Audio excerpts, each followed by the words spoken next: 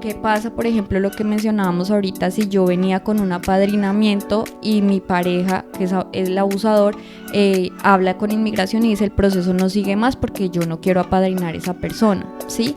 O qué pasa cuando yo llego como estudiante internacional.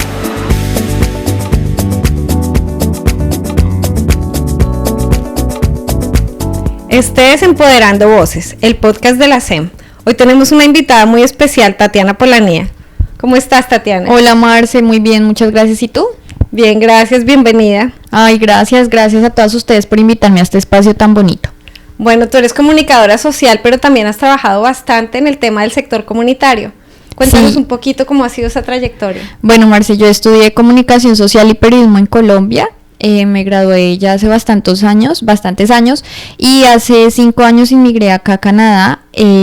Conocí todo el tema comunitario, de ayudar a las personas, toda la parte migratoria, y pues tomé la decisión, una vez terminé de estudiar el francés, de cambiar mis estudios profesionales por inmigración, y eso es lo que estoy estudiando actualmente. Estoy terminando la formación y trabajo en un medio comunitario con inmigrantes. En ese trabajo comunitario, ¿cuáles has detectado que son las necesidades más imperiosas de los inmigrantes?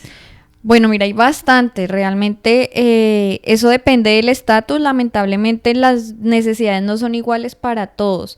Si hay una necesidad básica y en la que congenian todos, y es pues la necesidad de aprender un idioma nuevo y de integrarse a una sociedad de la que no conocen nada. Sin embargo, por ejemplo, para un demandante de asilo, el proceso de integración es muy diferente que para un estudiante internacional o que para una persona que ya llega con un permiso de trabajo. Entonces, sí, hay muchas necesidades en cuanto a integración, en cuanto al idioma, en cuanto a los temas jurídicos y entender tu proceso, saber qué recursos hay disponibles para ti, todo el tema de salud. El sistema de salud acá es un poco complicado, como lo saben todos ustedes, el poder acceder a las oportunidades que brinda la provincia, y que son oportunidades que no están abiertas para todos, lamentablemente, porque son de acuerdo al estatus de cada persona. ¿Y tú sientes que esas necesidades son distintas entre hombres y mujeres? Definitivamente sí, las necesidades son distintas. Nosotras lo hemos hablado en otro tipo de espacios, y es que nosotras las mujeres tenemos algo fundamental, y es que nosotras nos gusta reunirnos con otras mujeres, y cuando nos reunimos hablamos de lo que nos pasa. Para los hombres el proceso migratorio es mucho más difícil porque los hombres no se comunican. O sea, es muy difícil o muy raro encontrar un hombre que se acerque a ti y te dice: estoy preocupado porque no tengo dinero, o estoy preocupado porque el proceso migratorio ha tomado más tiempo del que yo pensaba. Sin embargo, nosotras como mujeres en nuestra tribu nos desahogamos, ¿sí? Las diferencias son absolutas y los recursos también son diferentes. Entonces, por ejemplo, yo no sé si tú sabías, y creo que hay muchas que desconocen el tema, y es que hay muchísimos recursos disponibles para las mujeres acá en la provincia, de acuerdo a sus necesidades. Pero lamentablemente, y digo que porque también es una realidad, los recursos para los hombres son limitados, ¿sí? Entonces esto a veces dificulta sus procesos de integración. Claro, entonces los hombres viven más como en aislamiento, este proceso migratorio, pero por ejemplo yo me imagino que la violencia conyugal es al contrario, es un tema que las mujeres viven en soledad. ¿Qué nos puedes hablar de eso? Sí, bueno, mira, el índice de violencia conyugal sigue creciendo y las principales víctimas son las mujeres y los niños. Y eso es una realidad lamentable, no solamente en este país, sino pues en varios países, ¿sí? En la mayoría de países lo vemos todo el tiempo en las noticias. Y las mujeres, cuando llegan a esta provincia, tienen miedo de hablar, ¿sí? Porque pues lamentablemente también en nuestros países latinoamericanos, en muchos países africanos, el tema de pedir ayuda tú como mujer cuando eres víctima es muy complicado, ¿sí? Todas las puertas están cerradas, los recursos tú no los encuentras, hay miles de trabas. Sin embargo, pues por ejemplo en Colombia, que es nuestro país, eso es un sistema que ha ido cambiando y ha ido mejorando, ¿sí? Entonces cuando tú llegas acá, tú piensas que el sistema acá va a ser igual, que si tú vas a hacer una denuncia, que si tú vas a buscar un recurso, no va a haber ninguna disponibilidad para ti. Pero hoy quiero decirles acá, y aprovecho el espacio para hacerle un llamado a las mujeres y decirles que sí hay recursos disponibles, y que acá sí le van a poner la verdadera atención y el cuidado que requiere el acompañamiento a la mujer cuando es víctima de algún tipo de violencia conyugal. Entonces, los recursos están y la ayuda está. No es lo mismo sufrir lamentablemente una violencia en Colombia que sufrir una violencia acá, porque sí vas a estar privilegiada y vas a tener todo el acompañamiento psicológico y jurídico para poder salir adelante. Claro, me imagino. Y también hay cuestiones migratorias, ¿no? Muchas veces las mujeres son víctimas porque están siendo apadrinadas por un hombre y, bueno, toda esa Mira cuestión. que eso que tú dices es clave y lo hemos identificado mucho, y es que si pasa, por ejemplo, una persona que viene siendo apadrinada por su pareja, entonces la pareja es canadiense o residente y la chica viene apadrinada y una vez llega a casa se desata la violencia. Este podcast es posible gracias a la Cancillería de Colombia, Consulado de Colombia en Montreal y Colombia nos une. Gracias por apoyar la CEN, Colombianas en Movimiento. ¿Y tú, qué esperas para suscribirte? La chica viene apadrinada y una vez llega a casa se desata la violencia de cualquier tipo. Entonces, ¿qué hace el hombre? Aparte de que la está violentando, va a inmigración y dice, mire, yo no quiero continuar con el proceso de apadrinamiento. Y pues, ¿cómo quedas tú cuando llegas a un país nuevo, donde el único apoyo que tenías era esa pareja, donde no hablas el idioma, donde no conoces qué recursos tienes para ti, donde te dicen su proceso migratorio ha finalizado? Entonces tú quedas como entre la espada y la pared. Sin embargo, también aprovecho el espacio para decirle a esas mujeres que cuando son víctimas de violencia y tienen manera de mostrarlo, pueden acudir a inmigración y a distintos centros comunitarios que hay para las mujeres o distintos centros comunitarios que hay en ayuda para solicitar un permiso de trabajo o un estatus migratorio por vías humanitarias. ¿Sí? Okay. O sea que sí hay muchas posibilidades, lo que pasa es que como hay desconocimiento, lamentablemente hay desconocimiento. Y algo que dije ahorita es, ¿cómo yo demuestro que estoy siendo víctima? Tienes que acudir a algún organismo, alguna entidad gubernamental, alguien tiene que saber lo que a ti te está pasando para que tú lo puedas probar. Claro, eso se presta para todo tipo de abusos. Sí, así es. Bueno, cuéntanos cuál sería la ruta de una mujer que está siendo violentada, cuáles son los pasos. Bueno, mira, lo principal que tiene que hacer una mujer es estar segura y comprender de qué tipo de violencia está sufriendo, ¿sí? ¿Cómo yo identifico eso? Hay, como te lo he venido diciendo, hay muchísimos centros, organismos a donde las mujeres pueden acudir. Por ejemplo, en Montreal está el Centro de Mujeres de Montreal. Hay organizaciones como SOS Violencia Conyugal, Rebatir. Ustedes van a encontrar toda esta información en las páginas en internet. Entonces, si yo quiero saber si estoy siendo víctima de violencia, hay unos test en línea gratuitos que tú puedes responder de manera anónima, nadie va a saber si tú no lo quieres hablar con alguien, y ahí vas a identificar qué tipo de violencia estás padeciendo, si es una violencia física, si es una violencia conyugal de carácter religioso, económico.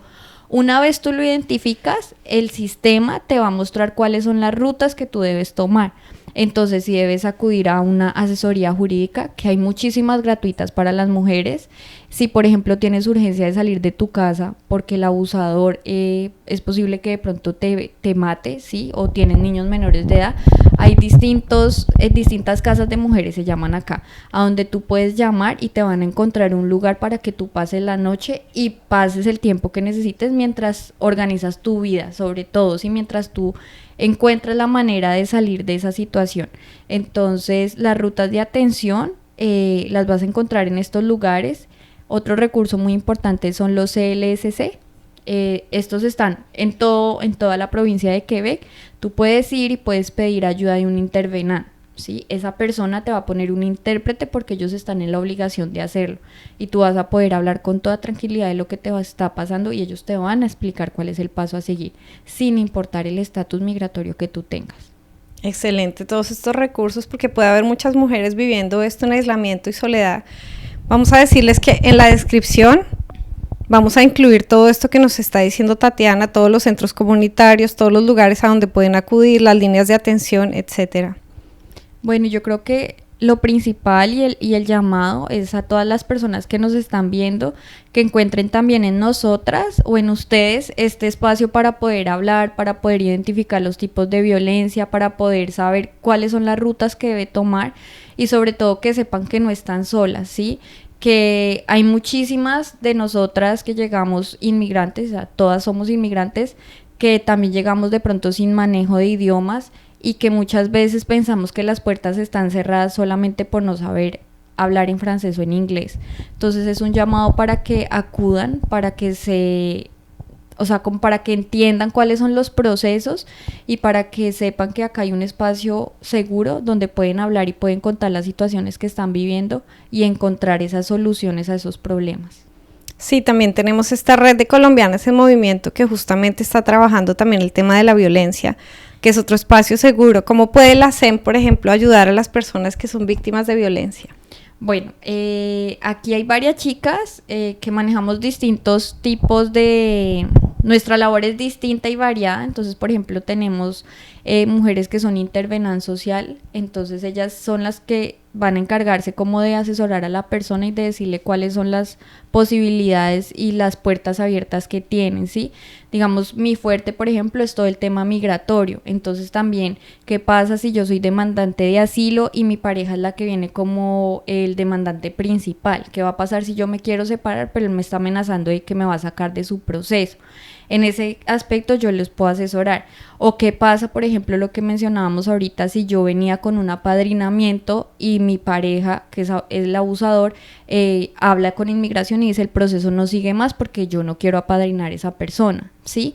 O qué pasa cuando yo llego como estudiante internacional y el principal es mi pareja y en el momento de pedir la residencia permanente me dice como no, bye bye, chao chao, ya no vamos más, entonces ¿qué va a pasar con mi proceso migratorio? En ese tipo de situaciones nosotras las podemos asesorar. Ah, muy interesante. Y bueno, esto es muy relevante para todo el mundo, sobre todo por estas leyes que acaban de cambiar, que la semana pasada el gobierno delegó, hizo varios cambios migratorios. ¿De qué nos puedes hablar de eso? Bueno, miren, esta pregunta es muy importante y te la agradezco, Marce, porque hay mucho desconocimiento sobre los cambios que él anunció. Lo más importante es que las personas entiendan que los cambios solamente van a tocar los estatus migratorios de estudiantes internacionales y de personas que llegan con permisos de trabajo cerrado o que ya están acá con un permiso de trabajo cerrado. Entonces, ¿qué dijo él? Las personas que están acá con un permiso de trabajo cerrado, por lo general este permiso es a 2 o 3 años, es un permiso que cuando termina tienes que renovarlo para poder permanecer en Canadá, ¿sí? Durante 6 meses, acaba de decir Lego, que no va a haber renovación de permiso de trabajo. ¿Qué quiere decir? Que si mi contrato termina esta semana, ya no tengo derecho a renovarlo. O sea, me debo ir de Canadá. Eso es algo lamentable, ¿sí? Y, por ejemplo, si hay personas que iban a llegar, que están haciendo su proceso desde Colombia o de otros países para venir con un permiso de trabajo cerrado, tampoco van a tener esa posibilidad. Vale la pena aclarar que esto no aplica para todos los cargos. Por ejemplo, el tema de Prepose y todo el tema de salud y sobre todo los empleos que acá están como que no hay mucho personal, ellos sí van a poder tener un permiso de trabajo, ¿sí? Pero si tú vienes, no sé, como en el área de mecánico, de chofer, no vas a poder contar con ese permiso de trabajo, por lo menos hasta ahora durante 6 meses. Para los estudiantes internacionales, ¿qué cambió? Que en Montreal, solamente en Montreal, porque pues la gente piensa que es en todo Quebec, no, solamente en Montreal se van a restringir los cupos en las universidades y en los CEGEP o college que dan las formaciones para las personas que vienen como estudiantes internacionales. ¿Qué quiere decir? Que se van a restringir y también se van a endurecer los reglamentos. Entonces ya no van a recibir la misma cantidad de estudiantes internacionales en Montreal, ¿sí? Sin embargo, si hay todavía estudiantes que quieren venir, pueden aplicar a otras ciudades, por ejemplo, Longueuil, Brossard, Saint-Hyacinthe, ¿sí? A otros lugares. La buena noticia, ¿cuál es? Que como evidentemente va a disminuir la tasa de empleo por las restricciones, y lo mismo el tema migratorio por los estudiantes, que ellos aportan bastante dinero a la provincia. La buena noticia es que los demandantes de asilo que tienen un permiso de trabajo van a tener derecho a recibir formaciones por parte del gobierno y de los organismos que el gobierno subvenciona para encontrar empleo. Qué bueno. Sí, entonces esto es una buena noticia porque los demandantes de asilo se encuentran con la dificultad de que quieren una asesoría, por ejemplo, para hacer una hoja de vida. Y tú sabes que acá las hojas de vida no son iguales a las que uno hace en Colombia. Y cuando van a un organismo que se dedica a ayudar a las personas a hacer su hoja de vida, les dicen, no, qué pena, usted es demandante de asilo, usted no tiene el derecho. Eso va a cambiar. Okay. Y también van a haber salones de empleo para demandantes de asilo. ¿Y sabes cuándo entran en vigencia estos cambios? Los cambios son a partir de la semana pasada. No, pero de los demandantes de asilo, de estos nuevos servicios que van a tener. Bueno, eso hay que ver. O sea, él dice que los cambios se implementaron desde el momento que hizo el anuncio, que fue la semana pasada. Sin embargo, pues hay que ver paulatinamente ¿cuándo es que vamos a ver pues la dicha para los demandantes de asilo? Me imagino que eso irá saliendo con el tiempo. Okay. Si una persona quiere profundizar en este tema y mirar de pronto qué organismos están brindando la información y los servicios, por ejemplo, para un demandante de asilo, ¿dónde pueden encontrar esta información? Miren, fundamental, y yo les diría, porque hay muchísimos por todo lado, y acá nos quedaríamos 20.000 horas hablando de eso. Hay una línea que es el 211. El 211 es una línea que funciona 24/7 en varios idiomas: español, inglés, francés, árabe. Si uno tiene dudas de lo que sea, de dónde encuentro un centro comunitario que me ayude con mi trámite migratorio, de dónde encuentro una banca de alimentos, a dónde puedo ir a recibir un servicio de atención médica, a dónde puedo ir a hacer mi hoja de vida, o sea, todas las preguntas que uno tiene cuando es inmigrante, tú puedes llamar a esta línea y ellos te van a decir tú a dónde puedes ir, ¿sí? De acuerdo al lugar de donde estés. Entonces ellos localizan, de acuerdo a tu llamada, ellos localizan. Entonces si estoy llamando, por ejemplo, de Santiazán, te van a decir qué recursos hay en Santiazán. Si estás llamando de Montreal, te van a decir qué recursos hay en Montreal. Creo que eso es como para resumir la cantidad de recursos disponibles que hay. Línea 211. Eso es sumamente útil. Imagínate, yo llevo 15 años acá y nunca me enteré. Sí, bueno, es algo muy importante. Para que ustedes tengan más información, no tengan que esperar tantos años para enterarse de las cosas. Para eso tenemos este tipo de podcast, para eso tenemos a Tatiana que nos da tanta información útil. Y bueno, ya con eso terminamos por hoy. Tatiana, muchísimas gracias. No, Marce, muchas gracias a ti, muchas gracias a todas ustedes por la invitación. Yo de verdad espero que la información sea de mucha utilidad. Bueno, ya saben, no olviden suscribirse a nuestro podcast porque se vienen unos episodios buenísimos con una información sumamente valiosa. Entonces ahí nos vemos, que estén bien. Bye. Suscríbanse.